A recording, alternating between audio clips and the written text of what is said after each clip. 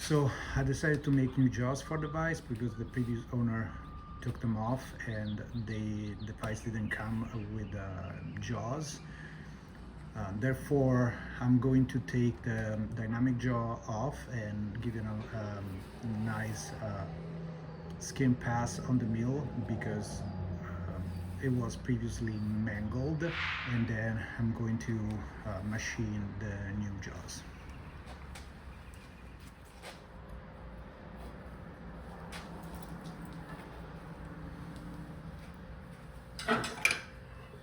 I'm trying to avoid touching any metal part with my bare hands because the holes in the skin are very acid. So if you touch any metal part, it will rust, and especially the bottom where it touches the table.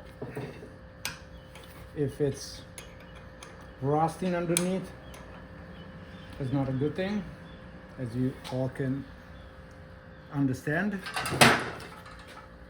And that's why I'm wearing gloves.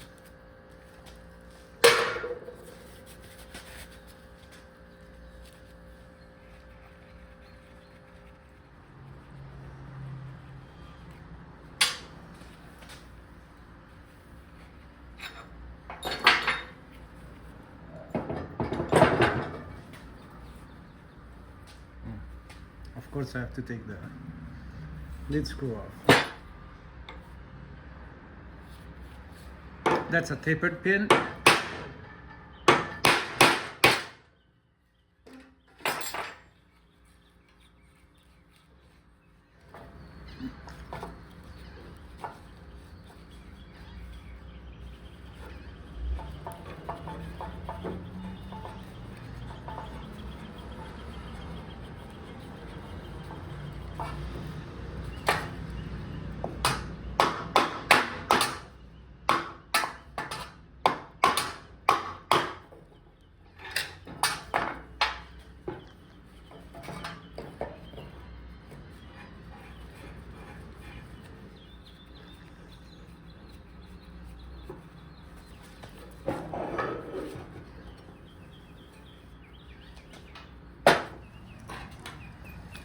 So the holes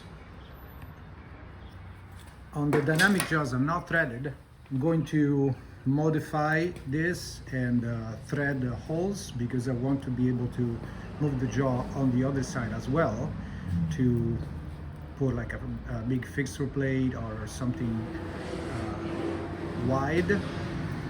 And yeah, let's do that. So I debated with myself quite a bit if I should take a skin pass to flatten and true the surface. I decided not to do that because of the nature of the dynamic jaw. This is not going to be accurate, and that's why we always put a little bit of material to help self-align the piece against the fixed jaw. Therefore, this is not going to be 100% accurate ever, so I'm not going to do that. Also, I don't think I have enough room, so I'm just going to tap the holes. I start the holes with on the mill, and then I finish by hand. So the hole is 9mm. I decided to tap with a 10mm tap. I'm gonna go with this tap. It's gonna be a little not super perfect, but for the amount of clamping that these bolts are gonna do, it's perfectly fine. Then you have cutting fluid.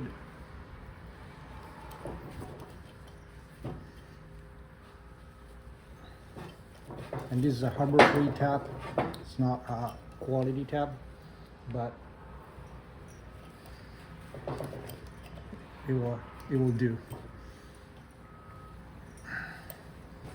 The amount of force that I'm putting in to tap it tells me that it's going to be strong enough to clamp down the jaw pads, or however they're called.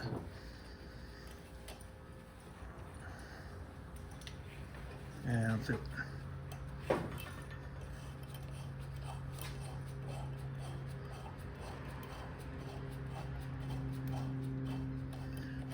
now I'm going to repeat the operation for all the other 3 holes, and I'll be good.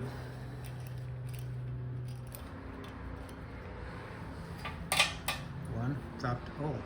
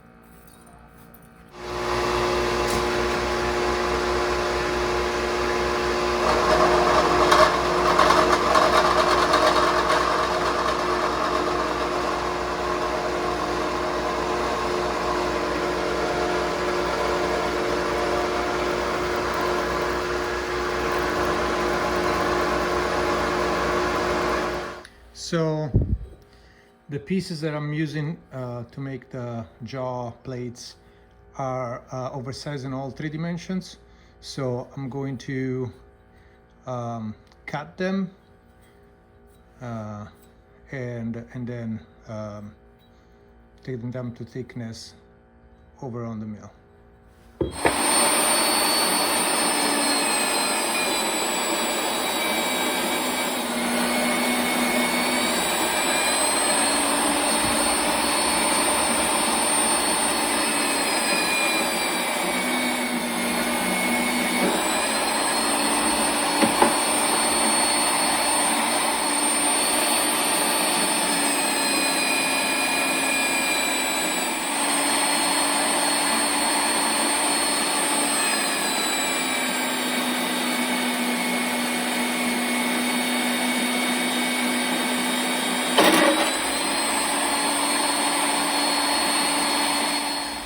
So I'm going to mill the counter bore for the bolt heads, and I'm going to use the knee because I have a very precise depth that I have to get to, and so I locked the quill, locked these 2, and so now I'm going to touch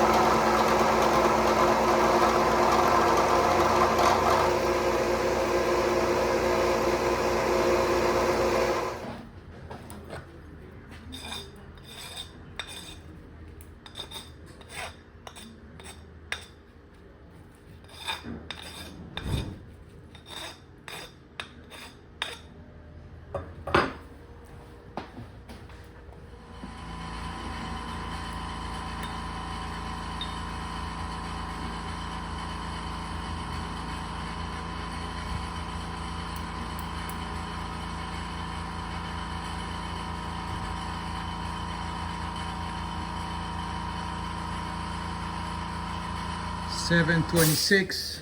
I was pointing for 725. One tau more. That's good. Want to see the result of all the cutting of the jaw plates. It's a little bit of aluminum.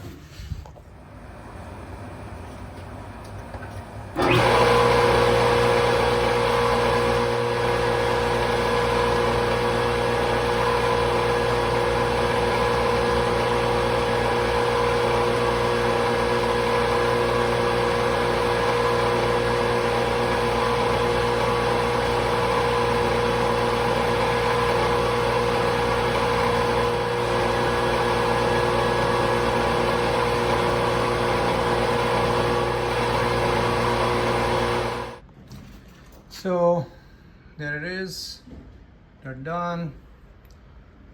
The bird, and they're there.